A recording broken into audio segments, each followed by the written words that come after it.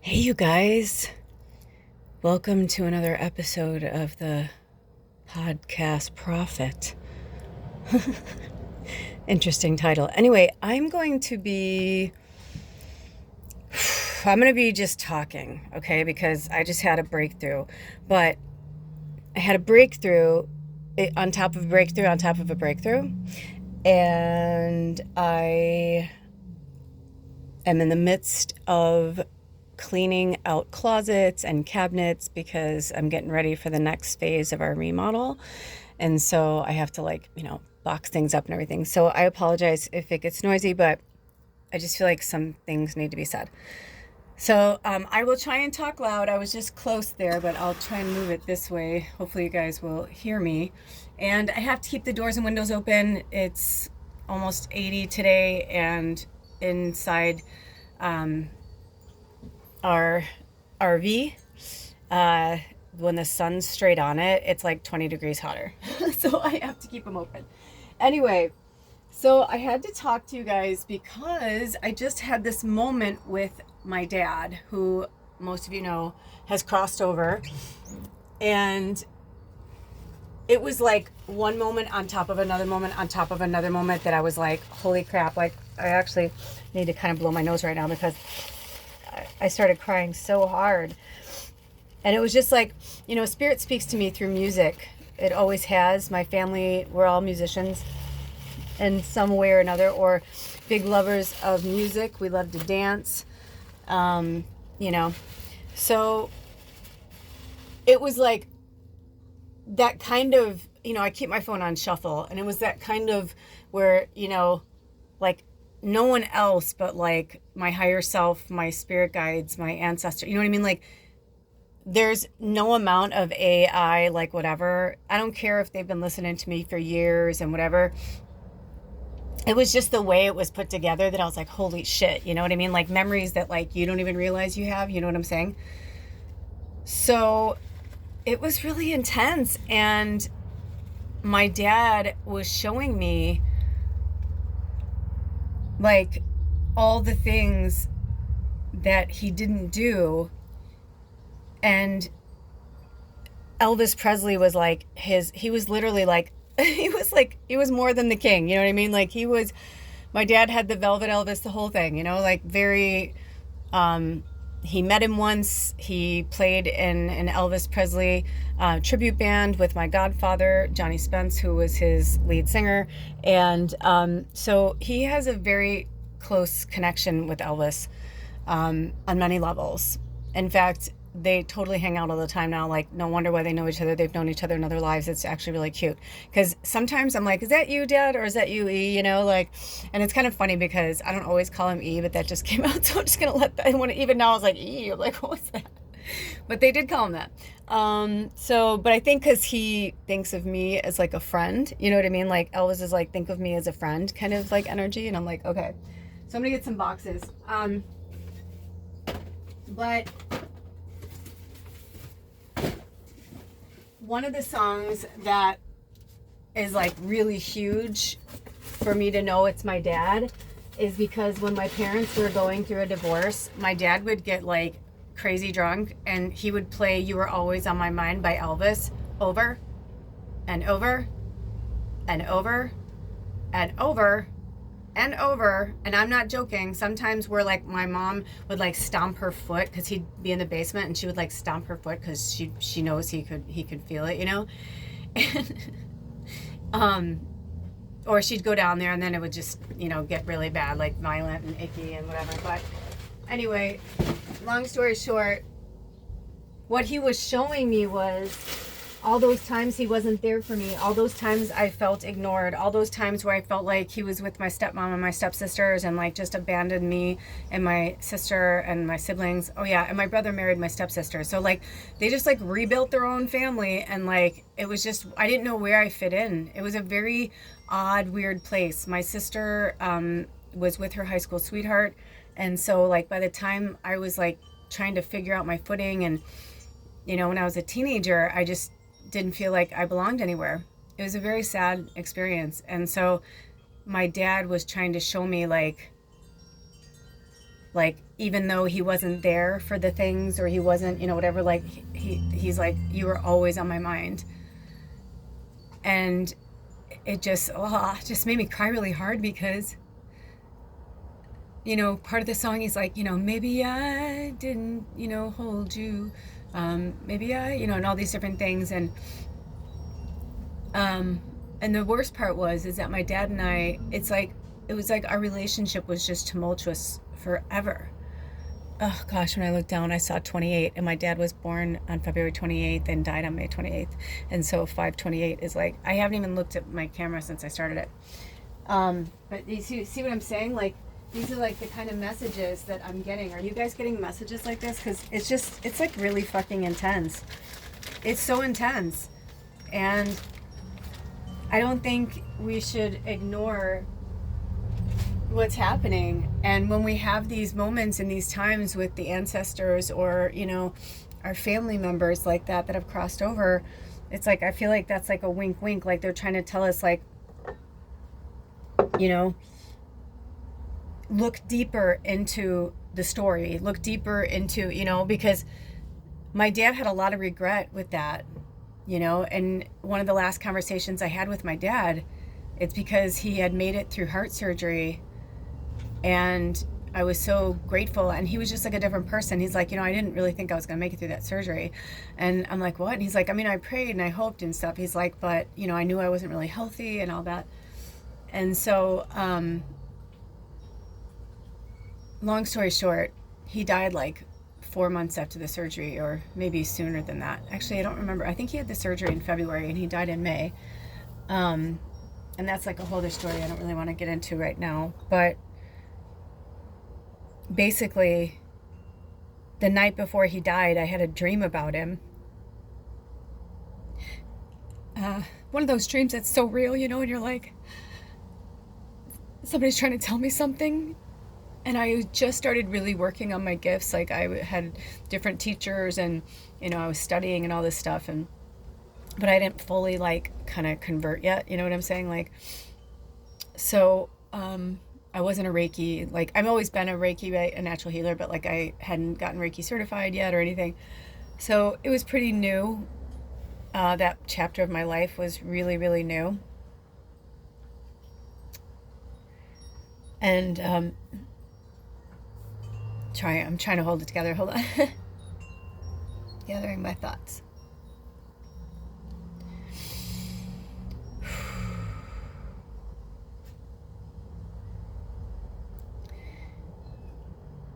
I said, I'm going to call him. I'll call him tomorrow. And I got home from work and I was really tired.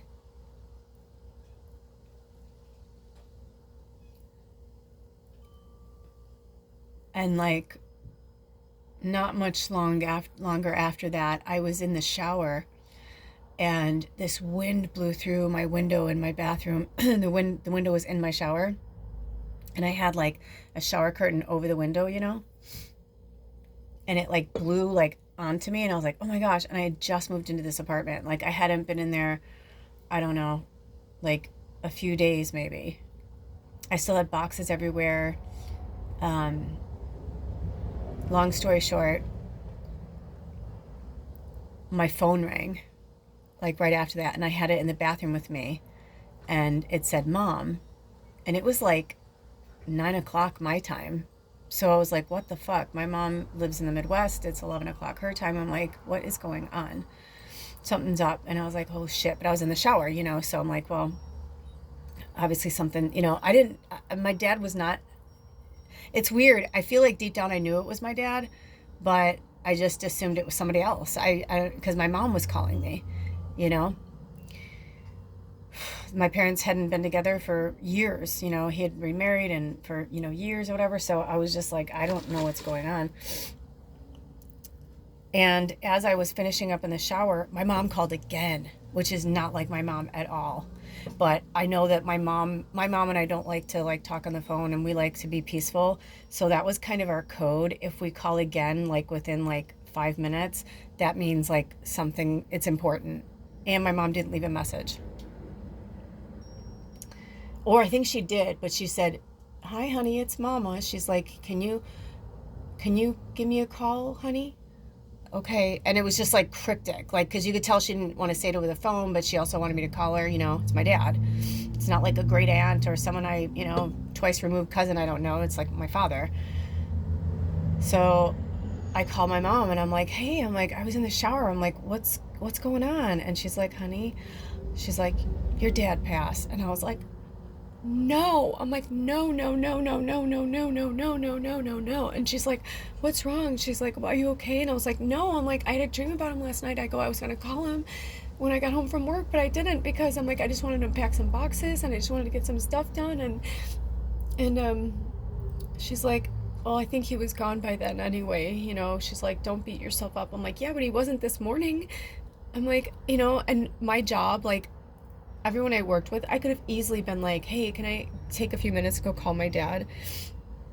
And the only reason why I didn't call my dad is because on my way to work, I found out that Maya Angelou died. And she's like one of my favorite, like, spiritual, prophetic, like, healers. I just really love her. And so I was walking to work and I like went a different way than I normally walk. You know what I mean? Like one of those things where you're just like, why didn't I do this or why didn't I do that? But you just do, right? But it was my spirit guides leading me.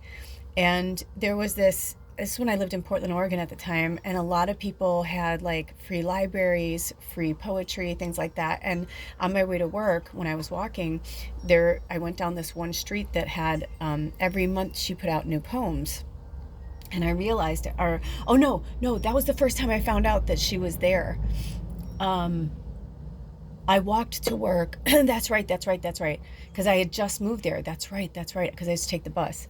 So I was taking different ways to walk there because I wanted to see which one I would be the most pleasant, you know what I mean, to get to my job. That's why I moved there, so that it was a 10-minute walk from my house. And everyone's like, that's so expensive. Why are you paying that? I'm like, because I don't have to pay for the bus or take the bus. Totally worth the extra money.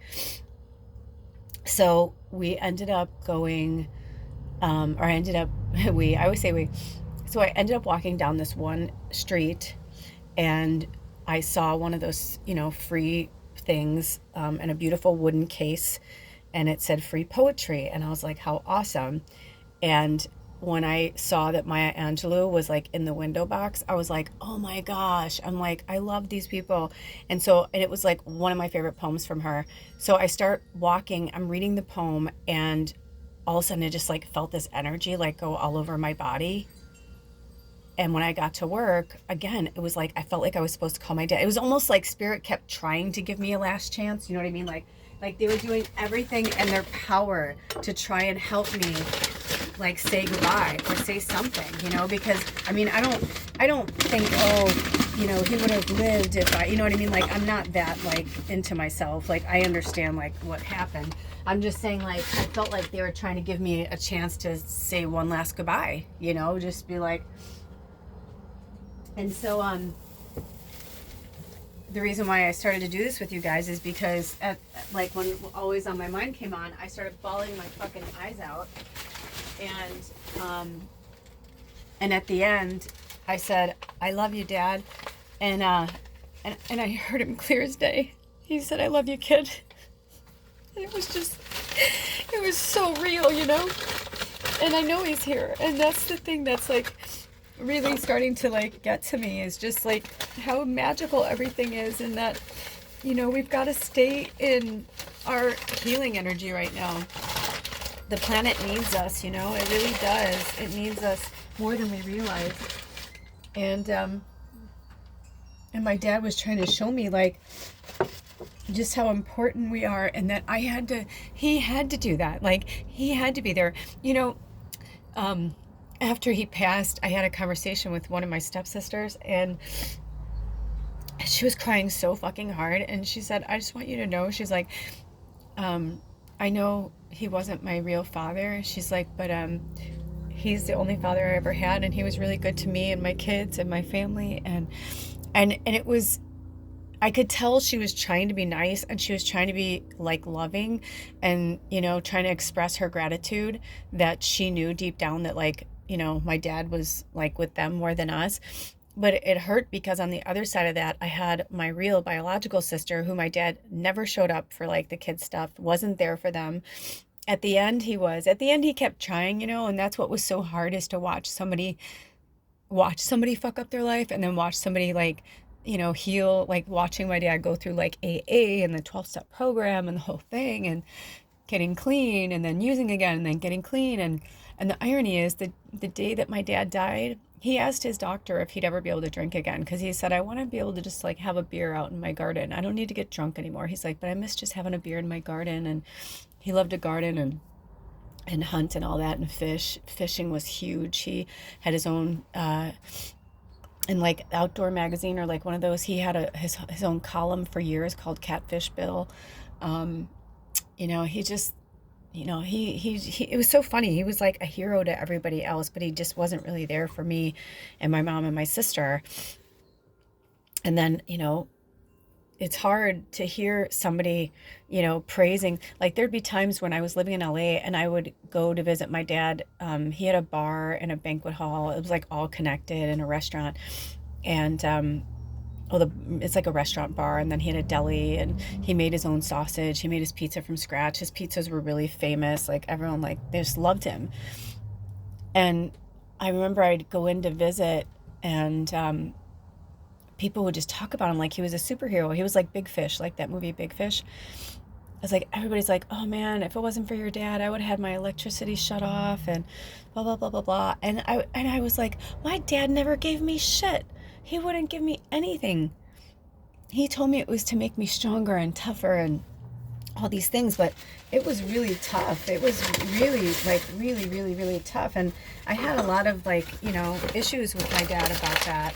But now, like, looking at it, it's like I can see, I know that's what he was trying to tell me, is that, like, he didn't do it to be an asshole or like to hurt me. It was like, he knew deep down, like, he knew what I didn't know, and he didn't even realize at the time. He was doing it because he had to, because that was part of, like, his path, you know what I mean, was like to be the tough love parent.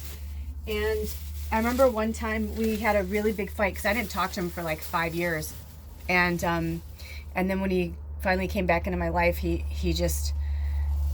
was like so apologetic and so loving. And then he said to me something like, he said, I would never say this, and if you, told anybody, he's like, I'd deny it because I don't want to hurt them. He's like, but do you know why I was the hardest?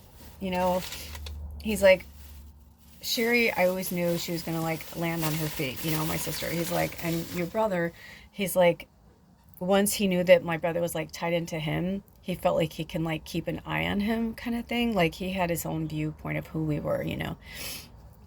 And he said, but I never worried about you. He's like, I always knew you were gonna, you were like a cat. You were just gonna land on your feet. He goes, you were smart, you were beautiful, you had all of these things, you were kind and a loving person. And he's like, I just always knew you'd be okay. And he's like, and I always knew your sister, was with, my brother-in-law's family. He's like, I knew she was gonna be okay.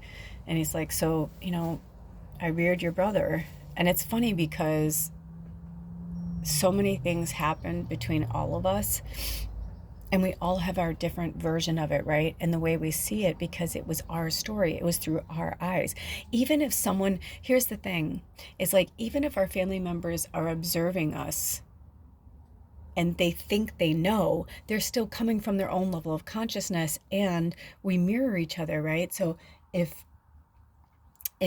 they see the situation go down a certain way, they're most likely going to take something from their own story, their own energy, their own, you know what I mean, and make it into my story inadvertently. That's what the whole point of, like, what this awakening is for us to have accountability and understanding and responsibility for ourselves and each other. But, like, first, when I look down, it's 1919, right? Which are 1 and 9 is 10. It's like, that's what I mean. It's like we're coming to these completions and these understandings. And I feel like my dad wanted me to go in deeper, to understand just exactly why things had to go down the way they did. So I urge you to do the same.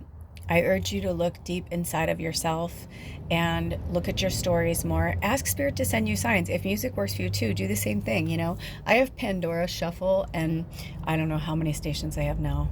I don't know, 100 or more.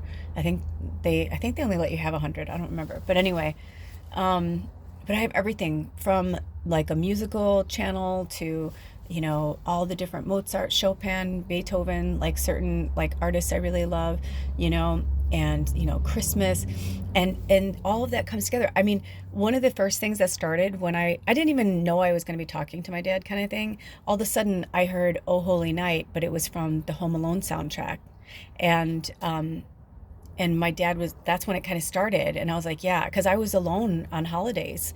I actually had families who would be like, screw that, we're going to get her, like there's no way she's going to be alone. Like, what the fuck what's wrong with her parents? Like, where are her parents? I mean, it was like it had become a huge contention. Like, some of my friends' parents, they're like, um they'd say like, tell your mom not to come up this time, or you can just run out to the car, or tell them you'll just run out to the car just to honk when you get here. And I remember, I'm not gonna like talk out of school. I already did. Sorry to my sister, but it is what it is. But and I just remember that this was not in the character of this woman. Let's put it that way.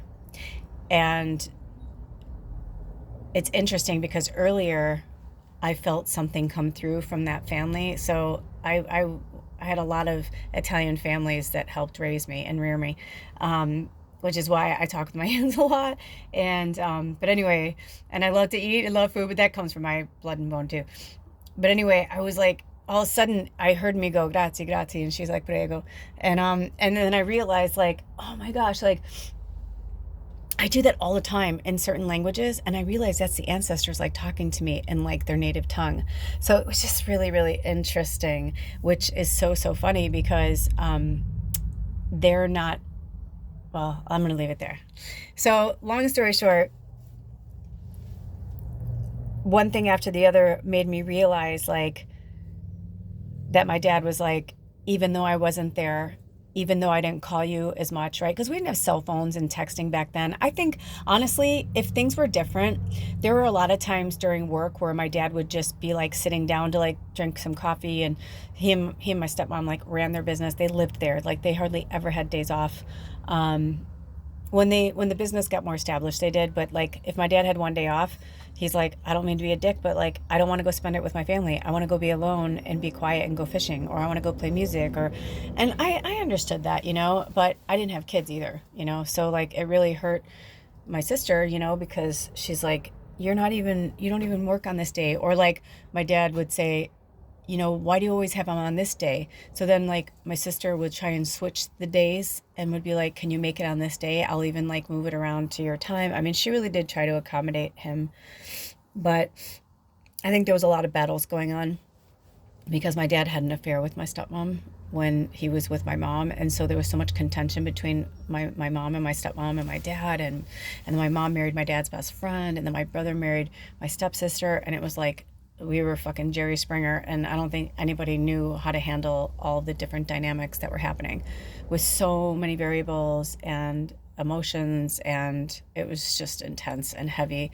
So being an empath and being surrounded by that, and so many of my family members were also very spiritually gifted in different ways. So I think that there's, that parallel that, you know, I feel like there's like this parallel line between our old lives and the third dimensional energy and our new lives in the fifth dimensional energy. And the reason why they want us to talk about it and work through it is because no matter, we just spoke about this on episode 9 of Sacred Sunday. If Spirit calls me to it, I'll put a link below. But it was really powerful. It was about the self-love journey. And a big part of that is, it's not necessary for us to straddle these worlds anymore. We know that things aren't perfect, but we can choose where we buy our food. We can choose where we buy our clothes. We can choose, you know what I mean? We can choose where to put our money. We don't have to put it into big plastics and gasoline and all these, we can choose. And I feel like for so many years, I was trying to be a version of myself that I thought my family, my friends, like, I thought that's what everybody wanted. I thought that's, but now I'm just realizing like how much power I was giving to my blood and bone family and to my friends and that life. So my dad is like helping me, and all the ancestors have been helping me through these things so that I can shake that dust off and let it go, because I had a guttural cry that I didn't even realize needed to be there. For me to have this breakthrough right now, like I didn't even know it was still inside of me. And you know what's interesting? I've been having these weird pains in my body, and I thought it's just because I've been working my fucking ass off, like physically, emotionally, mentally, spiritually, my readings, everything. But I realized, I'm like, no, no, it was like, it was that deep rooted, I do feel better, because I know that was my dad saying like, I could have done better. I should have done better, and I didn't do better. And I'm so sorry, but you were always on my mind. And even though I didn't show up like I was supposed to, even though I didn't, because when I was in high school, the interesting thing was my dad showed up to things he wanted to show up to. And that became kind of a contention with my family and my sister and I too. Like my dad wouldn't show up to like the kids' birthday parties, but he'd show up to my plays or like my choir shows or things like that, Not many. I think he actually, you know what? I don't want to give him that much credit. I think he only came to like two. And like the one that he came to, my play, it was like that scene in Mask where her son is graduating and she brings like all the bikers with her, Cher. I swear to God, I swear it's like the best analogy I can give, because it was so similar to that. It was like I kept, looking out into the audience, and I saw my family and friends that were there, but like I kept looking for my dad because he promised me he was going to be there. I'm like, this is the only show you will ever see. I'm like, if you don't come, that's it, because we made it to state and they did a big thing, and they had a performance for the parents and and family and friends kind of thing. So like 5 minutes before we started, all of a sudden I heard a ruckus, and I look out and there's my dad with like 7 people, and it was like his entourage. But back then my dad was like in his like mid to late 30s. So like I'm 53 now. When I look back on him, I'm like, oh, that makes sense. He was still partying, and like, like that was his life, is like bars and like music and restaurants and food, and like that was his world. So I'm sure he talked it up, whatever. But it was really funny because afterwards they were like, I mean, the whole audience could have not been there, just there hooting and hollering and clapping. And, and they're like half in the bag and stoned and shit. So like when I got off the stage, they were like rallying around me, and they're just like, oh my gosh, like you were amazing. And I made it to all state cast and stuff. It was actually one of the best performances of my life, even though I was a teenager. It was really good. But anyway, so it was just, he knew. And he supported me moving to Los Angeles when I was 23. He's like, get the fuck out of here. Like, you never belonged here. Like, go where you need to be. But now he's like trying to show me that no matter what, I have to do what's right for me now. And I can't think about like anybody else. And that he's got my back, the ancestors got my back, and he's like, you were basically, he was like, you were never alone. Even if I wasn't there, I was with you. So then as I'm having this breakthrough guttural cry moment with my dad, I'm, putting all this stuff away, so we can, because we're tearing all these cabinets out and stuff. So I got to, pack things up. And I was saying recently that it makes me sad that I don't really have anything from my mom. I thought I'd end up having like a ton of shit from her. And I even gave away, like, she had given me this crock pot like so many years ago. I dragged this fucking thing around so many places. I traveled with it. I flew with it, all the places I moved and stuff, because it was a really nice one, but it was like a really big one. And I was like, did you buy me this big one in hopes that I'd have a family? Because I mean, there's so many sizes of crock pots. But she was like, oh, I love this one, and it has a warmer. She's like, I know you like to make chili and feed people. Because I had parties. So I understand, like, why. So yeah, I think it was, I don't know, whenever we moved out of the cabin, like almost a year and a half ago, I was going through some stuff, like trying to, shed skin with my mom. and I hadn't talked to her in a few years, and I had this feeling that she was sick. I knew before anyone told me. She told me she was going to die. She told me when she was going to die, how she was going to die. Like, we had this conversation, and she said, I'll be happy if I live to 75. Like, that's good enough for me. And she's like, the world's going to shit. I don't want to be here anymore. And that was it. She died when she was 75. She died August 18th, a year ago, and she almost made it to 76 in October. She would have been October 13th. My mom was born on a 13 like me, like, hello, witch. But that's another story for another day. So anyway, the interesting thing was when she came to visit me, I took her to Grocery Outlet before she left because she was like, this place is amazing. I want to, get some stuff before I leave. And I was like, oh, okay, and I didn't think her bringing ketchup, like, I didn't know ketchup was considered a liquid. And she was concerned about this ketchup breaking because at Grocery Outlet they had this like anniversary thing. My mom loves Heinz products, and so and our family's German, so she loved this bottle, like fell in love with it. And she said, that's the original bottle they came in, and it said on the paper, like, anniversary edition. She's like, I've never seen that. That's so cool. And I said, I'm telling you, Grocery Outlet's so cool like this. I'm like, they get the most random shit. And so my mom's like, I want to take that home. So when we were packing her stuff, I didn't think, she's like, I said, why don't you bring that on your carry-on so it doesn't break, Mom, And she said, oh, but, what if isn't that considered a liquid? And I said, I don't think so. It's like food. I mean, I don't know how you can make a bomb with ketchup. I mean, I don't think so. I said, it's food, right? I mean, it's like, I said, I don't know.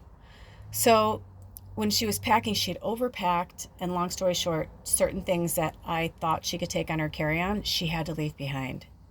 And she was so mad at me, like really mad at me. So I actually got one too because I didn't want the ketchup. I make my own ketchup, whatever, but I did love the bottle too. I'm like, oh, it is a really cool old bottle. Like, I was born in 71, so I'm like, oh my gosh, I'm like, it is like a cool vintage, bottle. So when I was starting to pack things up, my mom said, you do have something for me. And I was like, oh yeah, like the last thing, and it says 57 on it. Like, it's like, it has like the numbers like engraved in it, 57, because like Heinz 57 was my mom's favorite sauce. And so like little things like that Spirit really urged me to get the bottle, and I could put my homemade ketchup in it to have like that memory with my mom. But the sad thing is right before my mom left, I thought she was going to have plenty of time. We stayed at the airport so she wouldn't have to rush and everything. And her flight was so early in the morning. I'm like, you'll be fine. I'm like, it was like a Tuesday or a Wednesday or something morning when she was flying out at like 7 or something. So we got her to the airport, I think at like 5:45 or almost 6, and she's like, am I gonna have enough time? I'm like, you have plenty of time. When we got there, the line was insane, and I'm like, what the fuck? I've never seen the line like that, like early in the morning, never. And I was like, I guess Seattle airport is different. I was like, shit. So my mom was like frantic, and she wanted me to go with her, but Alder had to be somewhere, like we had to drop her off. And so I was like, I'm so sorry, Mom. And she had like all this stuff, and she was so pissed at me. And I, when we were driving away, I said, is that the last time I'm going to talk to her? And he's like, I think so. I don't think, you're meant to, I think that was it. But like, she had stayed with me, and we traveled all over the Pacific Northwest. I took her to all my favorite places for like 3 weeks. And so we didn't have the best ending, but we had the ending that was supposed to happen. Whether she liked it or not at the time, it was supposed to happen that way. Even down to like, I was like, get your flight, I'll send you money. And every time I would go to send her money, Spirit was like, no. I mean, we were struggling anyway, but they were like, no. And a lot of it was like some karma that I had with my mom when it came to money. My mom did some really crappy, shady things to me regarding money when I was younger. And like her and my dad like used money from my paper route savings that was supposed to go towards like my like life. And And then like she had lied about something else to like the bank and whatever. And so she was like, basically, I had to pay more. We were living in a government subsidized housing. And once you turn 18, like you have to pay. And so I didn't know that my mom had opened a bank account with me and her both on it, but me as like the primary. And so she got paid cash. So there was like no, like, to, as far as like the government was concerned, like she didn't have any, she was a nanny and like she worked for this really nice family. And so they just paid her cash. This was like, in the 80s or whatever. And so it just wasn't the same. I mean, I know people be like, that shitty, she should have paid her taxes. She should have, right? But I swear, like towards the end, it was almost like I was part of like some karmic thing with her. Because there were years that like she'd come to visit me, or when I went to visit her, like I would pay for things. I would, and sometimes I would insist, and sometimes like she would just allow it. And like my siblings would joke about it, like, my mom liked a free meal, she liked a free ride kind of thing, and that's okay. So it was just interesting, just the way the last time we spent together, it was like, it was all over the place. We had some really beautiful moments. We had some really horrible moments.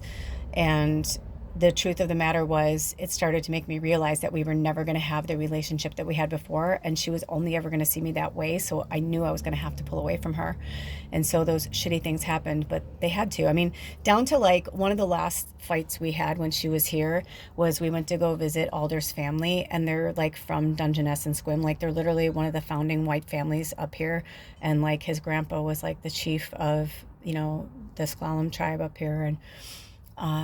And so when we took my mom to our favorite spot that we love to go to, and it has like one of the best sunsets in the world that I've seen in my experience. And we took my mom there, and these crab fishermen were out there. And when the guy came in, my mom's like, oh, I want to watch it. I want to see how they do it. And so my mom went off and did her thing. I was taking pictures and video. Alder was doing his thing. And then my mom, like, she was over there for a while. I see her talking to them, and then she's like motioning for like us to go over there, like, come here. So we go over there, and she's like, this nice man offered to give me a crab. I'm like, and I'm a vegan, right? And like I can hear animals and like hear like, whatever. And I'm like, oh no, Mom. I'm like, I don't know where we would. I'm like, we're both vegan, Mom. I'm like, we don't have anywhere to like cook that. And we were going to be staying at his aunt's.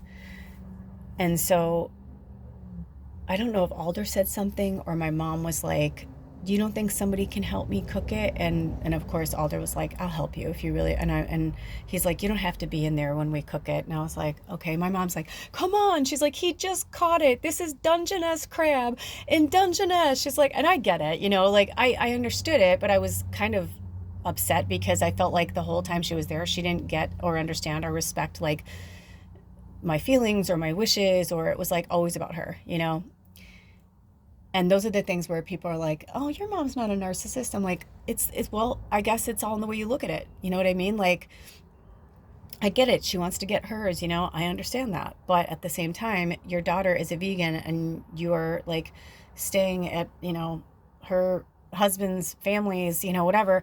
It was just interesting. So when she gets him, the guy like throws him, he just grabbed, I think he let her pick too. It was actually really cute because my mom was like, oh, we'll pay you out. We are happy to pay you. And he's like, oh no, he's like, it would be my honor. And he was, honestly, it was so cute. He was a local Native American, and he wasn't like mixed. Like you can tell, like Alder's, half his family is like Irish and Norwegian, and the other half is Sklallam Native American. So, you know what I mean? So it's like this guy, like, you can just tell and feel. I mean, I would be shocked if he wasn't pure bloodline, just because I've been up on this peninsula for a long time. I've been coming up here for 10 years and living up here for 3. And I have met so many different tribe members and people, and I've gone to powwows, and he was a very special energy too. He kind of reminded me of, what's his name? Tongi, that one American Idol, the Hawaiian guy. He was like him, but like an older him. And he had his son with him. He was just very kind, very gentle spirit, very loving. And it was just so great. But Alder even said he's like, the one that my mom picked was like, he's like, that is at least 16, $26 easy. Something like that. Maybe it was more. I just remember it was like, it wasn't cheap. So, I mean, for him to do that was really nice. So he puts it in the bag and my mom's carrying it. And she's like, she comes to walk to the car and she's all excited. And she's like a little kid. She's so, so excited. And I'm happy for her. But at the same time, I'm like, okay. And so she opens the back door. I'm sitting in the back. And she opens the back door and she puts the crab on the seat next to me. And I'm like, it's moving in a plastic bag, losing oxygen. And it's like a Ziploc bag. And, you know, so it was like partially zipped and partially not. So not like it's like whatever, but still, I mean, it must know its fate or it doesn't, you know what I mean? Either way, it was just, I swear to God, I felt like it was like, help me, you know, like get me out of here. And I was like, oh my God. I'm like, Mom, I'm like, if you want this thing, then you hold it up there. I'm like, I'm not. She's like, oh my gosh, you are being so ridiculous. It's not even that far. Cause it wasn't. I mean, we were literally like around the corner from his aunt's house, like a 5-minute drive. She's like, you can handle it for 5 minutes. And I'm like, this is exactly what I'm talking about, Mom. I'm like, this is what I mean. I'm like, I can handle it for 5 minutes. I should just sit here and listen to this animal, you know. And she's like, oh my God. And she was just like shaking her hand. She's like, I gotta go. Like, I don't know if we're going to go to Seattle because we had planned to go to Seattle and then she was going to fly out of there. She's like, I may have to, you know, change my flight. She's like, I've been trying to be nice. And I was like, you've been trying to be nice. We ended up getting this huge fight. So we get back to the house and his cousin is there and he's like a crab expert. And so Alder and I said goodbye to everybody and I was like, I'm going into our minivan. We were camping in there. My mom was staying in the house with his aunt. And his aunt who looked and acted just like my grandma, my mom's mom. And my mom's like, I don't see it. I'm like, you don't see it. I'm like, she looks just like grandma. I'm like, she looks just like your mom. I'm like, how do you not see it? I'm like, she acts like her. She talks like her. And his poor aunt was like looking at us like, I don't know, whatever. And I'm like, okay. I'm like, well, whatever. I'm like, we all see what my mom said. We all see what we want to see. And I go, no, we all do see what we want to see. I'm like, because it's like uncanny for me. Anyway, it was interesting. So she got to have her fun because he was loaded, but my mom's used to being around drunk people her whole life. So, but he was like really handsome and funny and charming and like in his 40s, you know, good looking, kind of rugged guy, you know, he's a carpenter. So my mom had a field day. They just were cute and he, you know, they just were being flirty and cute, you know, not in a, you know, just being sweet. And it was cute actually, because when we got to the house, when we pulled up, I told him what was going on, and she's like, "Can you help me?" She's like, Alder said that you know how to, you know, do this. He's like, "Oh, it'd be my pleasure." So they ended up having like a little fun date and stuff. Like I can hear my mom laughing and cackling, so she still had fun. Like her day was saved. But when I looked down, it was 43. That's so interesting, which is the number 7, and there's a lot of things with the number 7 and me and my mom, so that's really interesting. So I digress, but it was just an interesting experience, you know, and I'm glad my mom got to have that with him, you know, because she's still in her 3rd dimensional and so is he. And like, you know, even though he's got, you know, more spiritual to him, my mom had heard like Christian spiritual and he had his like, you know, Native American spiritual, but it was just interesting. And even hearing myself say this, it's like, I realized like, I'm still glad that I had that memory with her. And I'm glad that she got to have that experience because that's what I gave her. That was the thing. It was like, I felt like Spirit was like, why give her any money? Like, let her see the value in that experience. Like, I think for the whole trip with her like flight and everything, I think she spent maybe $1,000. And if you look at $1,000 for 3 weeks, I mean, we drove her everywhere. We paid for gas and food and like for the first week, I think, or maybe it was longer, we stayed at my friend's house in Portland. I was house sitting. That's how it started, because I was house sitting in Portland in this 3-story, gorgeous, beautiful house in Portland, this vintage house. And but she had 2 cats and my mom's allergic. And I said, you know, there are certain rooms they hardly ever go in. And I said, if I clean the house really good and if I clean the guest room really well, I said, I think you'll be fine. So that's what ended up happening. And so we each had our own bathroom. We each had our own, bedroom, a place to retreat to. Like she had a nice chair in her room and she could sit and read by the window. She loved to read, and we liked to watch movies together. So it was cool. It's like I didn't know for sure then if that was going to be our last time together, but I kind of had a feeling because the last time I was with my family a few months before that was at one of my niece's weddings, and I had a feeling I was never going to see most of my family ever again after that. But I felt like I wanted to give my relationship with my mom one more try because I thought, my friend, I actually reached out to my friend and said, hey, would you mind if I like invited my mom? And she's like, no. She's like, of course, because she knew my situation. We were living in big camper, 26 by 10 foot. That was our first tiny home conversion, which we never fully remodeled, but it was really cute. It just was too small for us.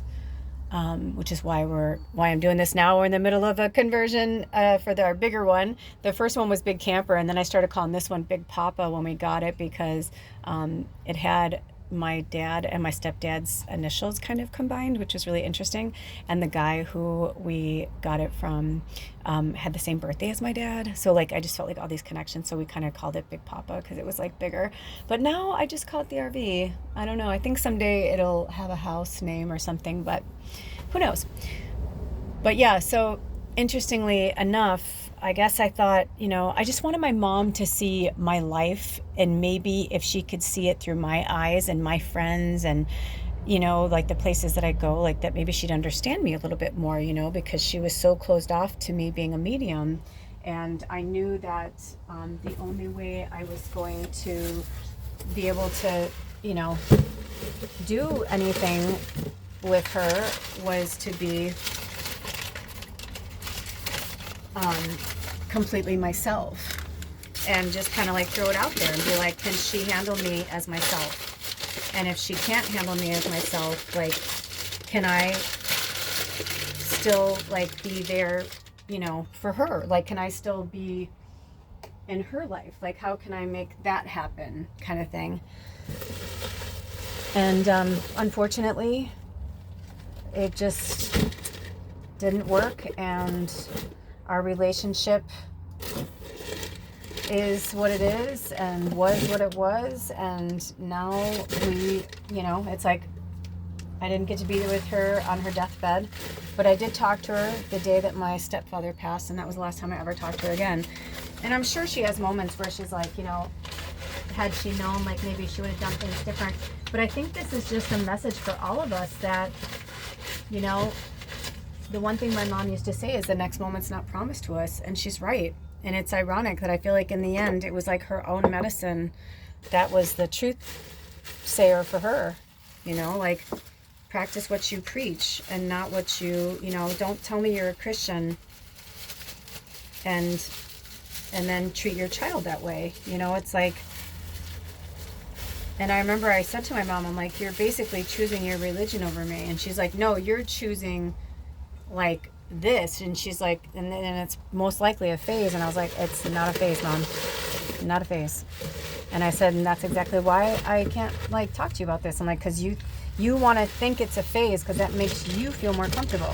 It made her feel more comfortable that I wasn't really a witch. And when I tried to tell her, she really flipped out when I tried to tell her that she was a witch just like me. Oh, that was not, she was just like, no. So, you gotta do what you gotta do. And it was not, so I was like, all right, here we are. And this is it. And I'm like, so I guess this is the end, It made me think of Adele. This is the end. Hold your breath and count to 10.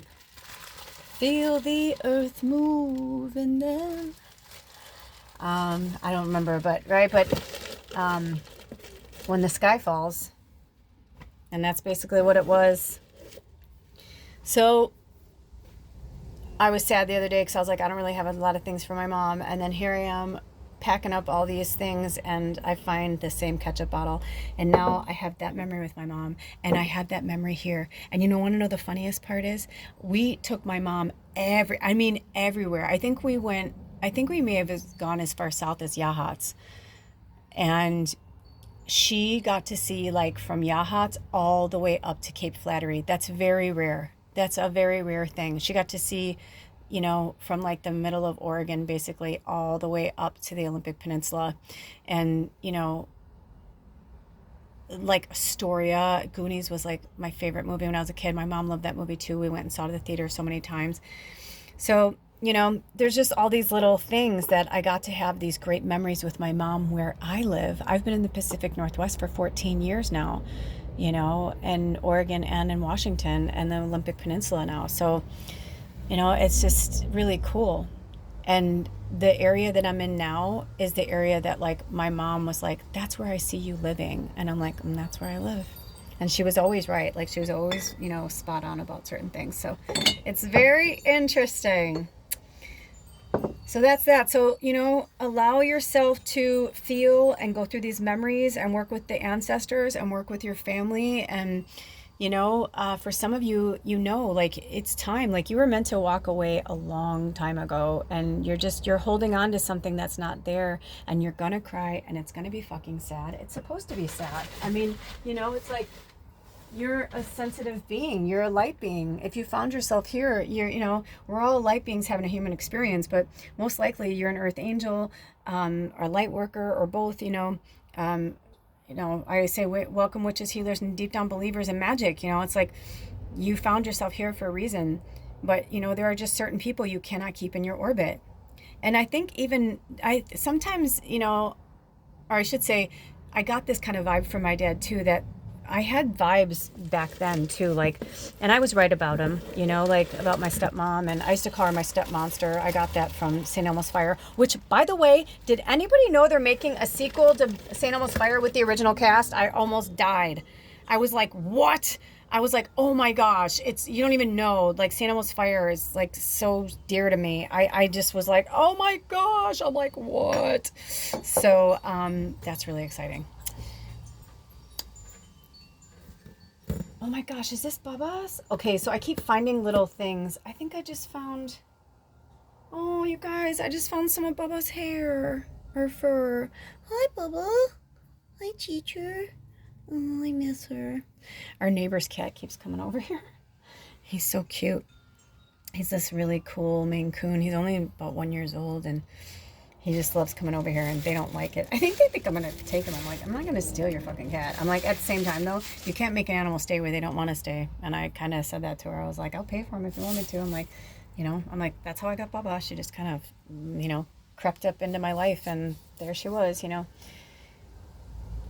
Anyway, I feel like I've said what I came to say, and I love you, and do your best right now. Don't avoid it. Work through it. We're in Cancer season, Cancer energy. In real time. Oh my gosh, that's right. Oh my gosh, in real time, today's my grandma's birthday. Oh, my grandma would have been 95 today if she had lived that long. She's actually been gone for 25 years, but she would have been 95 today, which is like so powerful. So my grandma died when she was 69, but her birthday was 7/7/1930, and 1930 comes out to the number 13, which is so witchy. But you know, sevens are really powerful. But it's so interesting that the year that my grandma died, my grandpa put on her tombstone that she died. She was born 7/7/1930.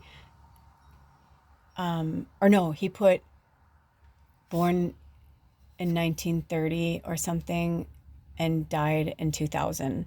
So that when people looked at it, she'd be 70 because she just wanted to make it to her 70th birthday, right? Because she was all about sevens. And so she was like, I have to make it to 70. I have to make it to 70. And she didn't make it. She died April 20th on 4/20. So anyway, happy birthday, Grandma. I dedicate this episode to you. I love you. And I love my blood and bone. I am so grateful for what they gave me. But, you know, we have to look at the dark, evil crap that they gave us too, right? And that just flew out of my mouth. So it's not really evil, but it's just like, you know, we have to look at it, all of it, you know. I posted shorts. By the way, you guys, I'm sorry if you got bombarded with shorts. After you go live, you have to switch it back to private. Otherwise, it goes public. So I was like making shorts after we did episode 9 of Sacred Sunday for the self-love journey.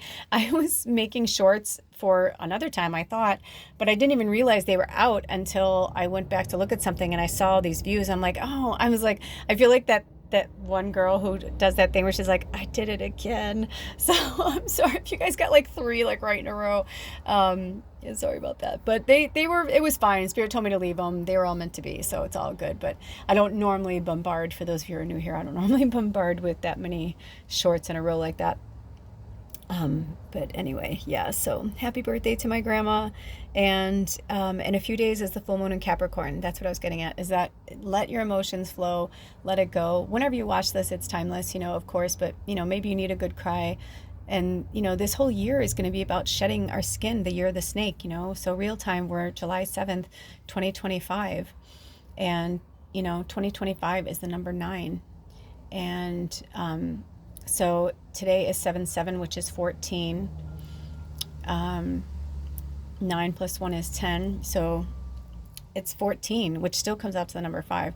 In the end, the lowest common denominator is 5, which is about change and transformation. And that's what they're trying to really urge us to do, is to step out of our comfort zone and go into the places that don't feel good. But anyway, on one of the shorts that I posted, right, all those at once, somebody responded. I said something about truth, or the post was about truth, and they're like, something like, I've had about all the truth I can take. I'm paraphrasing. I don't remember exactly what they said. And it made me laugh because I was like, good. I'm like, did you learn anything? Did you grow from it? So, I mean, that's the whole purpose, is if we don't feel it, we can't get through it. We can't get to the next phase. So if you're not having the things you need, or whatever, and remember, right when this started, Spirit played and something, and you try sometimes, you just might find you get what you need, right? You can't always get what you want, but you get what you need. And sometimes it's as simple as just having a roof over your head and food and water, the basics, So moving forward, gratitude is your best friend all day long, where I'm like, thank you, Spirit. Thanks, Dad. I'm like, I love you. Thank you, ancestors. Thanks, Mom. Thanks for coming through. Because once they go back into, spirit form, and they're not in their earthly bodies anymore, they see everything. We know everything. We don't have any more questions. We don't have any more, everything is known. That's why people who kill themselves, it's it was probably in their soul contract, and if it wasn't, then they're like, oh shit, look what I did, and so maybe they'll have a different experience in the next lifetime, or maybe maybe they thought, oh, I don't need to have somebody save me, I'm not going to do it, and then they do it. Or I saw this really odd death that happened with Caitlyn Jenner's friend, partner. I don't know their story. It's very convoluted, but it's none of my beeswax. But long story short, they were tailgating a vehicle in an ATV up in the hills in Malibu, and they tried to go around the car, and they went off a 350-foot cliff. Can you imagine? Once you go off, you're just that's it. That's it. You're dying. There's no way you're going to survive that. I mean, I used to play and live and shop and, in that area. And I know exactly where that accident was. And I mean, that's why a lot of traffic would get really bad, because nobody wants to cross on those roads. They are windy as fuck. If you try to go around somebody on those roads, it's you're putting so many people's lives in danger. And I was like, but what an odd, you know what I mean? That's the way, somewhere in their soul contract, I don't know, that, because I was curious to see what the comments said afterwards, and somebody was like, can you imagine, that's it, there's nothing, you're gone. You're not going to survive that. You can maybe try and do some somersaults in the air if you're not in a panic state, or you're not, you know what I mean? If you're not in shock or whatever, and even with a fall like that, you would hope for death, because most likely you're going to hit so many rocks and things on the way down, you're going to be fucked, So it was very interesting. It's very interesting. Some people think Caitlyn Jenner did it, and I'm like, don't you think the people in the car in front of them would have saw there was two people on the ATV? I'm like, I'm not saying they didn't do it. I don't know what's going to come out, but anyway, but I don't know why they may share that, but it's just like, it's just, we really don't know. And so it's been a difficult time, I think, for a lot of people in that respect. You know, I knew Bubba was going to have to go someday. I knew my mom was going to have to go someday, but I really thought my mom was, the way she was living and the way her life was going, I really genuinely thought she was going to outlive a lot of people. I'm like, I bet my mom's going to be, because most of the women in my family, as of this point, my mom's the oldest, like my grandma died when she was 69. I think my Aunt Joan also died when she was 69. Like most of the women in my family died before 70. So it was almost like my mom was like, okay, I'll live to this amount, and then that was it. And she did. But I thought my mom was going to enjoy her life. When my stepdad died, I bet she's going to really enjoy her life, like being solo and like going on vacations with my sister and my brother-in-law and like the grandkids and the great grandkids. Like she seemed like she was really happy. So, in her church and everything. So I just thought it was really interesting. She didn't live that long, So we don't know. And if someone had told me you're going to separate from your husband, lose your mom and your familiar, you have 13 years, your best friend, Kat, like all within a year of each other, or less than that, because Alder left last July. He's still gone. And Alder left in July. My mom died in August, and Bubba died at the end of January. So the last like 5 or 6 months, I've just been like mourning, rebuilding, because it was really tough mourning my mom. And Bubba held space for me as much as she could, but I could tell she just didn't have it in her the way she used to. And Alder, it was very interesting. So I really mourned my mom pretty much by myself. And it was a very, I had friends and stuff, but you know what I mean? Like, that's something that Alder would have been here with me. And it's so funny because Alder's dad died the year before my dad. And I met Alder coming up on the year anniversary of my dad's death, which is also Alder's birthday. So, it's like he didn't have me when he mourned his father's death. I didn't have him when I mourned my father's death. His mom's still going, which is interesting because his mom's like 100 times more ill than my mom. That's why I know my mom like wanted to go. Like his mom is like, I mean, seriously, it's a miracle she's still alive. I can't even believe it. But she lives in like a nursing home. So they're basically keeping her alive. But I think if she had been on her own, she probably would be gone by now. Physically, like health-wise, she wouldn't be able to take care of herself and oxygen and all that. So it's just very interesting. So I don't know like what's going on with that, but yeah.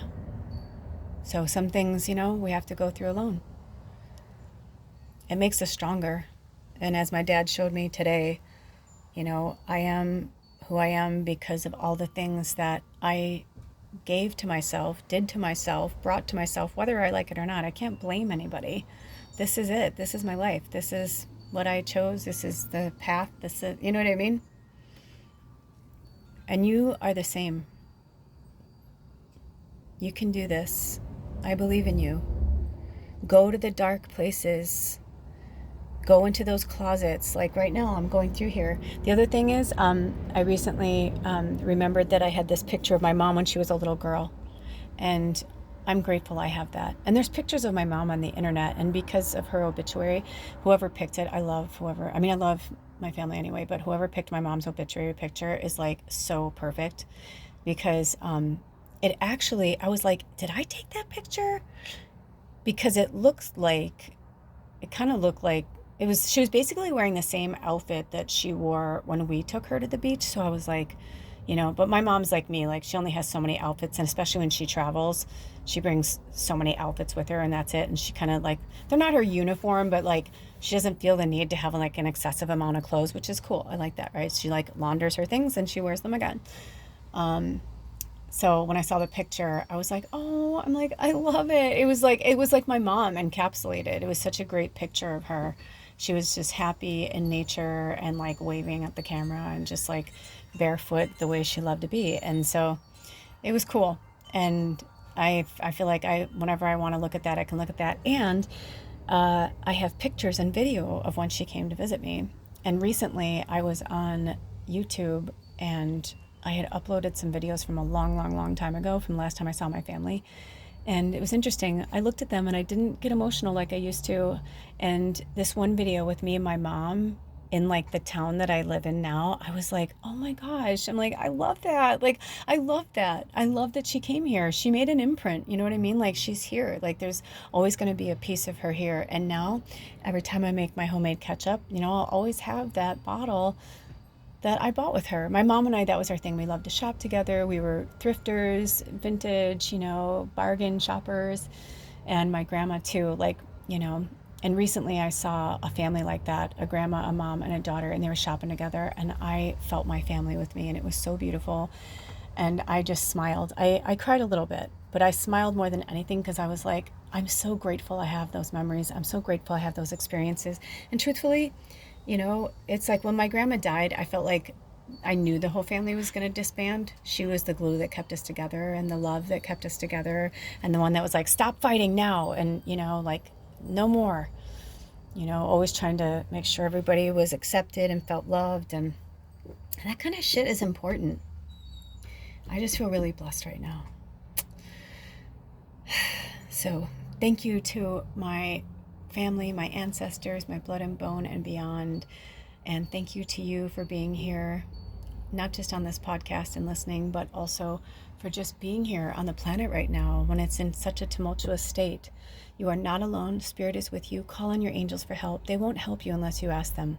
That's a strict guideline. Now, there are some that obviously, if like myself, like you're an earth angel, you're always going to have protectors around you. That's part of our soul contract. Like if you feel like you're never alone. I mean, even when I'm as alone as I can be and I'm like wanting to have a little me time, wink, wink. I'll even say like, I really want to be alone for just a minute, like stand outside, like blah, blah, blah, like just let me be with myself, you know?